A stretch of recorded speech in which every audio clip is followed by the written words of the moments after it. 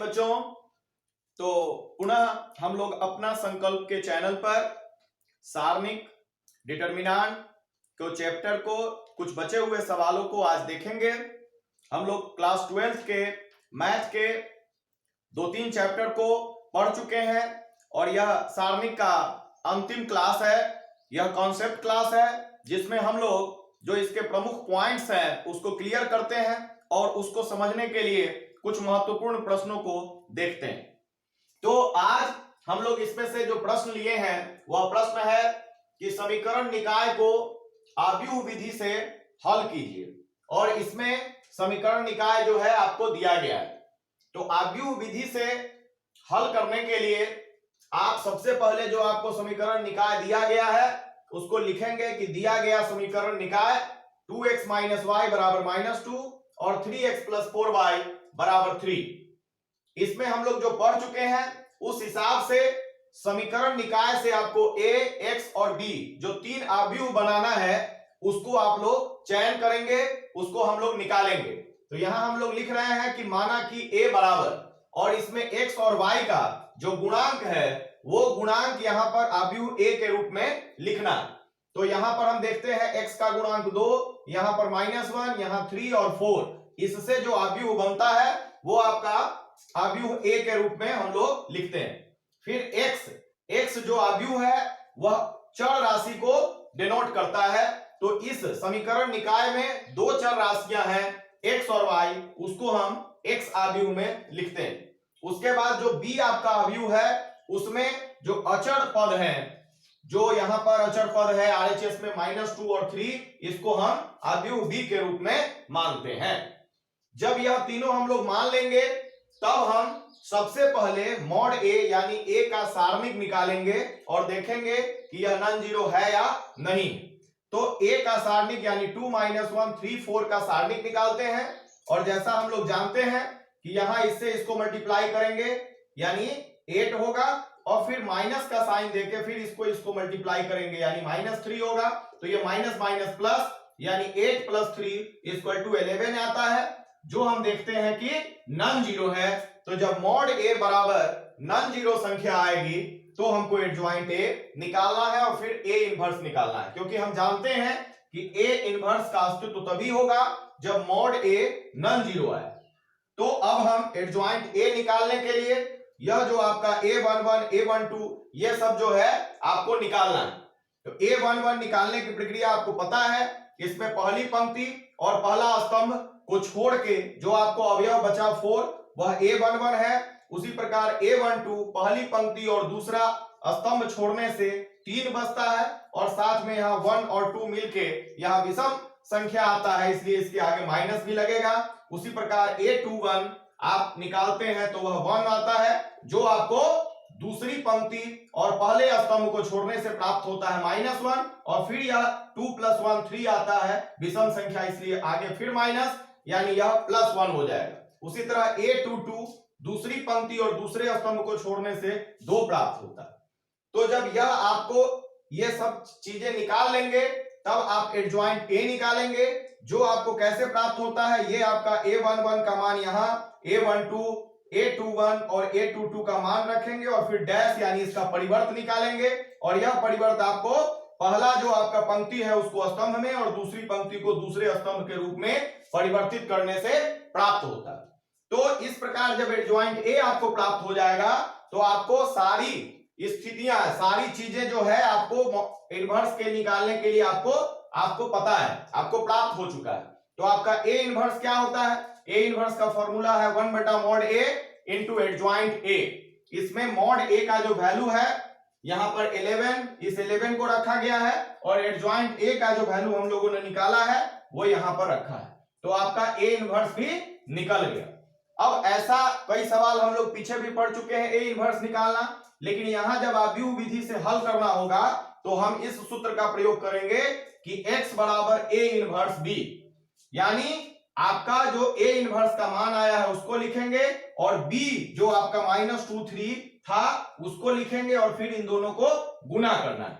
तो यह 1/11 बाहर ही रह जाएगा और इन दोनों का गुणा होगा।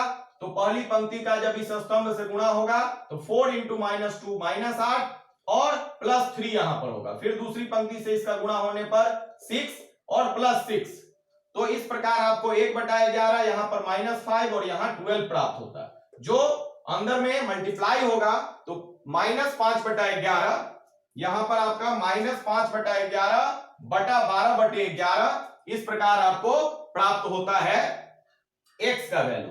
तो x जो आपका था आव्यूह वह xy था यहां पर, तो x के जगह पर आपको क्या आता है -5/11 और y के जगह पर जो है यहां पर संगत अवयव 12/11 है, इसलिए x बराबर -5/11 और y बराबर 12/11 आपको आंसर प्राप्त होता है।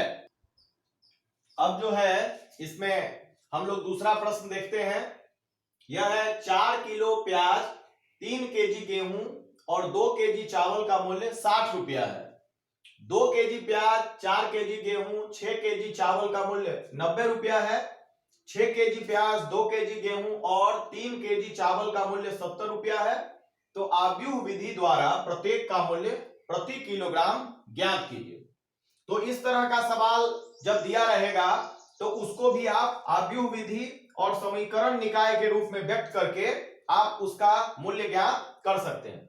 तो आप इसको क्या करेंगे कि माना कि प्याज, गेहूं और चावल का प्रति केजी मूल्य आप मान लेंगे, जो क्रमशः x, y और z रुपया है, कि x रुपया जो है प्याज का प्रति केजी मूल्य है और गेहूं का प्रति केजी मूल्य y रुपया है और चावल का z रुपया है। तो आपको जो समीकरण निकाय प्राप्त होता है इन प्रश्नों से, वह प्रश्न से देखिए कि यहाँ 4 केजी प्याज था और 1 केजी प्याज का मूल्य आपने x रुपया माना था, तो इस प्रकार आपका 4x + 3y + 2z बराबर 60 इस प्रकार का समीकरण मिलेगा। उसी प्रकार फिर जो है दूसरा जो आपका प्रश्न का भाग है उससे आपका होगा 2x + 4y + 6z बराबर 90। तो इस तरह का समीकरण जब आएगा तो आप देखते हैं कि इसको कैलकुलेशन की सुविधा के लिए यहां पर 2 कॉमन निकल रहा है, तो इसमें से 2 कॉमन लेंगे और इधर भी 2 से कट जाएगा, तो 2 कॉमन लेने से यहां प्राप्त होता है x + 2y + 3z और इससे यह 90 कटेगा 2 बार में, तो यह हो जाएगा आपका 45। तो इसको सिंप्लीफाई किया गया है और फिर तीसरा आपका जो समीकरण बनेगा वह है 6x + 2y + 3z बराबर 70। जब यह समीकरण निकाय आपको प्राप्त हो जाएगा तो आप देखते हैं कि जिस तरह इससे पहले हम लोग सवाल हल किए थे ठीक उसी विधि से इसको अब हम लोग हल कर सकते हैं। तो इसे हम ax बराबर b के रूप में लिख सकते हैं। यह समीकरण निकाय को हम ax बराबर b के रूप में लिखेंगे, जहां पर a बराबर होगा x y z का जो कोफिशिएंट है उसका गुणांक है उसको आव्यूह के रूप में लेंगे 4 3 2 1 2 3 और फिर यहाँ 6 2 3 और x बराबर जो होगा वह होगा जो चर राशि है, यानी x y z यहाँ चर है और यहाँ पर b बराबर होगा जो अचर पद है 60 45 और 70 यह आपका b आव्यूह होगा। जब यह आपको ज्ञात हो जाएगा तब आप सबसे पहले मॉड a निकालेंगे। मॉड a यानी आप पहली पंक्ति के अनुदेश इसका विस्तार करेंगे। 4 जब हम लेंगे तो यह पंक्ति और यह स्तंभ समाप्त होगा, 3 में 2 से गुणा करेंगे 6 -6, फिर यहाँ पर 3 को माइनस में होगा यहाँ पे और यहाँ पर ये जब आपका गायब होगा तो यहाँ 3 × 1 यानी 3 -6 × 3 = 18 और फिर +2 और ये आपका समाप्त होगा तो 2 × 1 बराबर 2 -12 यानी यह कैलकुलेट करके आएगा आपका 45 - 20, तो यह आपका होता है 25 जो नॉन जीरो संख्या है। तो जब आपको नॉन जीरो प्राप्त होगा यानी a इनवर्स का अस्तित्व है, तो आप एडजॉइंट a निकालेंगे। तो यहां पर आप लोग खुद देखेंगे कि कैसे एडजॉइंट a, हमने कई बार आपको बताया है एडजॉइंट a निकाल के आप a11 ज्ञात करेंगे, यानी पहली पंक्ति पहले स्तंभ को समाप्त करेंगे और फिर इन दोनों का क्रिया होगा, तो यहाँ पर 3 में 2 से गुणा करते हैं तो 6 और फिर यहाँ -6, तो यह 0 प्राप्त होता है, तो यहाँ देखिए 0 है। इसी प्रकार आप सभी को कैलकुलेट करेंगे, सभी जगहों पर इसको रखेंगे और यहाँ पर डैश लेके परिवर्त निकालेंगे, तो आपका जो पंक्ति है वह स्तंभ में बदलेगा और सारे पंक्तियों को आपने स्तंभ में बदल दिया है और इस प्रकार बदलने से आपको क्या प्राप्त हो जाएगा, आपका जो है एडजॉइंट a निकल जाएगा। जब एडजॉइंट a निकल जाता है तब इस फॉर्मूला से a इनवर्स निकाला जाता है। a इनवर्स बराबर 1/mod a into adjoint a। इसमें आपका mod a का वैल्यू रखे, एडजॉइंट a का वैल्यू रखे, और फिर x बराबर a इनवर्स b फॉर्मूला का यूज करेंगे जो यहीं से प्राप्त होता है। यहां पर x को छोड़ देंगे, a उधर जाएगा तो a इनवर्स b। तो यहां पर a इनवर्स का मान जो हमने निकाल के रखा है उसको रखा और फिर b का जो है वह वैल्यू यहां पर पुट किया।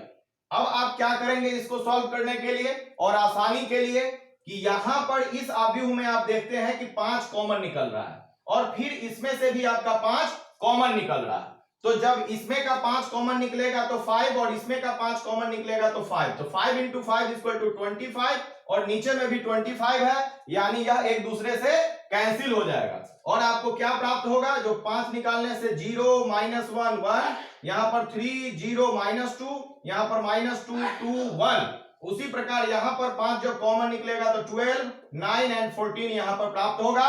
और इस प्रकार जो आपका x था व्यू वहां पर था चर एक्स वाई जेड, तो इस साइड हम एक्स वाई जेड लिख सकते हैं और इसको जब हम कैलकुलेट करेंगे तो पहली पंक्ति का स्तंभ से गुणा करने पर यह होगा आपका 0 -9 और फिर +14। इसी प्रकार आप तीनों को कैलकुलेट करेंगे तो आपको यह प्राप्त होता है 588। तो संगत अवयव को मिलाने से आपको क्या प्राप्त होता है कि x बराबर 5, y बराबर 8 और z बराबर 8। तो हम जो माने थे कि x क्या था कि प्रति केजी प्याज का मूल्य था, तो यानी कि प्याज गेहूं एवं चावल का प्रति केजी मूल्य क्रमशः 5 रुपया 8 रुपया एवं 8 रुपया आपको प्राप्त होता है। तो बच्चों इसी के साथ हम लोग अब इस सारणिक चैप्टर यानी डिटरमिनेंट चैप्टर को समाप्त कर रहे हैं। आशा है आपको यह कॉन्सेप्ट क्लास समझ में आया होगा। यदि आपको किसी सवाल विशेष में प्रॉब्लम हो तो आप कमेंट में डालेंगे और उसको हम हल करके आपको बताएंगे। तो बच्चों आप लोग इस चैनल को सब्सक्राइब करें और इसी प्रकार हमें सहयोग देते रहें। धन्यवाद।